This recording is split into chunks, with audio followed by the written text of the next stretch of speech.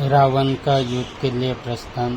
राक्षस सेना को रावण के साथ आया देख वानर सेना भी ललकारती हुई सामने आ पहुंची। उसे देखकर रावण का क्रोध और बढ़ गया। अत्यंत क्रोधित हो उसने सारी मारकाट मचा दी। कितने ही वानरों के सिर काट डाले, कितनों के मस्तक कुचल डाले, कितनों को ही वृक्ष चीर डाले। जिधर भी उसकी दृष्टि घूम जाती वही उसके वीर युद्धपतियों को अपनी मार से व्याकुल कर देते। अंत में बचे घायल वानरों ने दौड़कर श्री रामचंद्र जी के पास गुहार लगाई।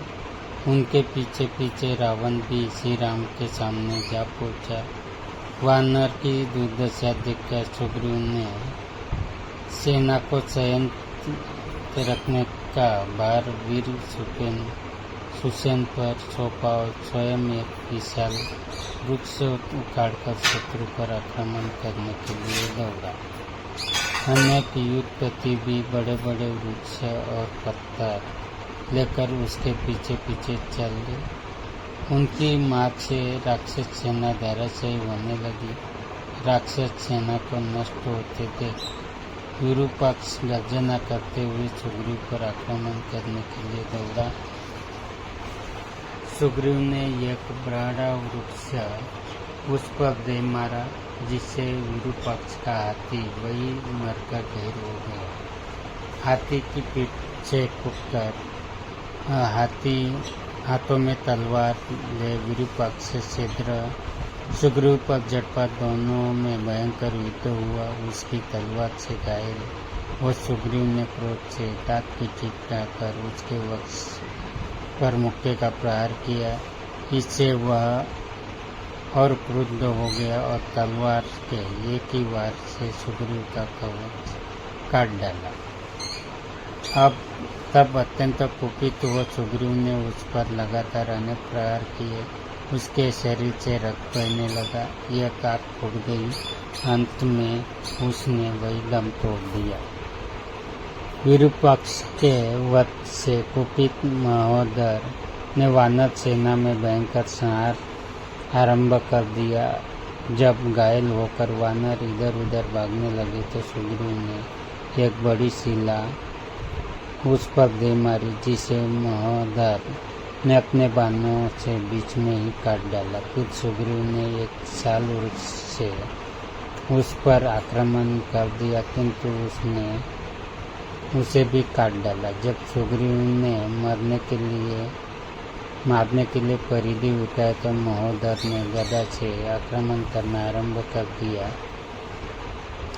युद्ध में जब परिध और गदा दोनों टूट गए तो वे दोनों एक दूसरे पर मुक्के से वार करने लगे।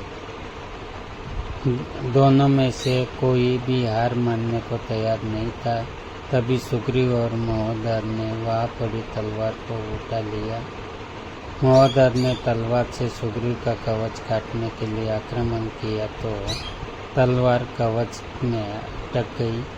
जब वह तलवार को खींच रहा था तभी सुग्रीव ने उसके सिर को धड़ से अलग कर उसे यमलोक पहुंचा दिया। महोदर को मर जाने पर महापर्व सुग्रीव पर तीक्ष्ण हथियारों की मार करता हुआ टूट पड़ा। सामने जाम्बवंत और अंगद को देखकर उसने अपने बाणों से दोनों को घायल कर दिया। इससे अंगद के नेत्र क्रोध से लाल हो गए। उसने एक परिध को उसकी और इतने वेग से फेंका कि उसके हाथ से धनुष और शिरस्त्राण छूटकर दूर जा गिरा। इससे क्रोधित होकर महापरशु ने एक तीक्ष्ण परशु अंगद पर फेंका, किंतु अंगद ने उसका वार बचाकर पूरी शक्ति से राक्षस के सीने पर घुसा मारा। वज्र के समान घुसा पड़ते ही उसका हृदय फट गया और वह वही मरकर धराशायी हो गया। इधर जब रावण ने अपने तीनों पराक्रमी वीरों की मृत्यु का समाचार सुना तो उसने अपने तामस नामक अस्त्र से वानरों का भस्म करना आरंभ कर दिया।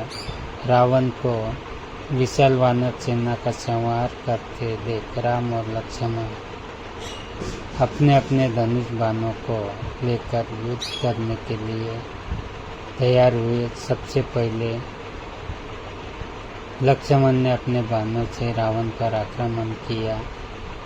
रावण लक्ष्मण के बाणों को काटते हुए श्री राम के सामने जा पहुंचा और उन पर बाणों की वर्षा करने लगा। राम ने भी इसका उचित उत्तर दिया और दोनों ओर से भयंकर युद्ध होने लगा। दोनों ही दो भयानक यमराजों की भांति एक दूसरे से भिड़ रहे थे और नाना प्रकार के अस्त्र शस्त्रों से आक्रमण कर रहे थे।